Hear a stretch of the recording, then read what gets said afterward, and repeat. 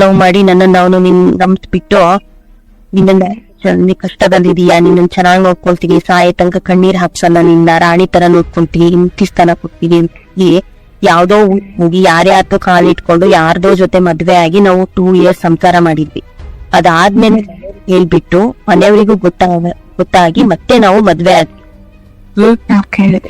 ನಾವು 5,000 ಕೆಲಸ ಸ್ಟಾರ್ಟ್ ಮಾಡಿದೀವಿ. 5,000, 8,000, 10,000, 12, 15,000, 20 ಹೀಗೆ ಹೋಗಿದ್ದು ನಮ್ ಸ್ಯಾಲ್ರಿ.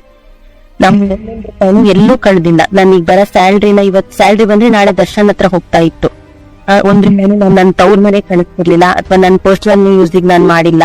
ಪ್ರತಿ ಒಂದ್ ರೂಪಾಯಿನೂ ನಾನ್ ದರ್ಶನ್ ಹತ್ರ ಕೊಟ್ಟಿದ್ದೀನಿ. ನಾವಿಬ್ರು ಸೇವ್ ಮಾಡಿ ಇಷ್ಟು ವರ್ಷ ಎಫರ್ಟ್ ಹಾಕಿ ನಾವು ಈ ಮಟ್ಟಿಗೆ ಬಂದಿದೀವಿ. ಇವತ್ತೊಂದ್ ಬ್ಯಾಂಕ್ ಆಗಿರ್ಬೋದು, ಒಂದ್ ಕಾರ್ ತಗೊಂಡು ಇರ್ಬೋದು, ನಾವ್ ಇಮಿಡಿಯೇಟ್ ಬಂದಿಲ್ಲ. ನಾವು 5,000 ರೂಪಾಯಿ ಸ್ಯಾಲ್ರಿಯಿಂದ ಮೇಲ್ ಬಂದಿರೋದು. ನಾವು ಇಷ್ಟು ವರ್ಷ ಅವನ್ನ ಮೇಲ್ ತಂದಿದೀವಿ, ಇಬ್ರು ಸೇರಿ ನಾವು ಬಂದಿರೋದು. ಅವನು ತಗೊಂಡ್ ಬಂದಿರ್ಲಿಲ್ಲ ಬರ್ತಾ. ನಾವಿಬ್ರು ಸೇರಿ ಈ ಮಟ್ಟಿಗೆ ಬಂದಿದೀವಿ.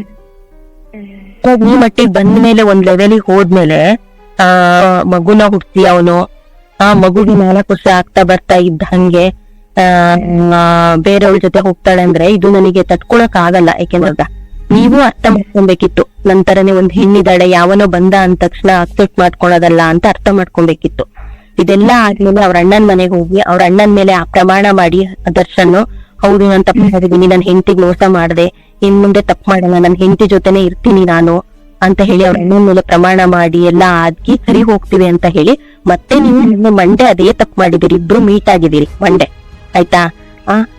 ಇಲ್ಲ ಅಂತ ಹೇಳ್ಬೇಡಿ. ಇಲ್ಲ ಖಂಡಿತ ಇಲ್ಲ ಮತ್ತೆ ಬ್ರೇಕ್ ಮಾಡಿದಿರಿ, ಅದನ್ನು ನನಗ್ ಕ್ಷಮಿಸಿದೀನಿ, ಆಯ್ತಾ? ಇಲ್ಲ ನೀವ್ ಕ್ಷಮಿಸೋದ್ ಬೇಡ, ಸೀರಿಯಸ್ಲಿ ನಾನ್ ವೇಟ್ ಮಾಡಿಲ್ಲ. ನೀವು ನನ್ನ ಮಾತು ಹೋಗಿದ್ರಿ ಅಂತ ಅನ್ಬೇಡಿ ಪ್ಲೀಸ್.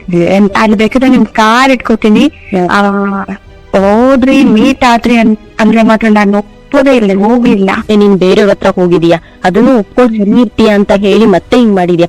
ದಯವಿಟ್ಟು ಇವತ್ತಿಗೆ ಲಾಸ್ಟ್ ಮಾಡಿ ನಾಳೆಯಿಂದಾದ್ರೂ ಪರ್ಫೆಕ್ಟ್ ಗಂಡ ಆಗು ಅಂತ ಹೇಳಿದೀನಿ.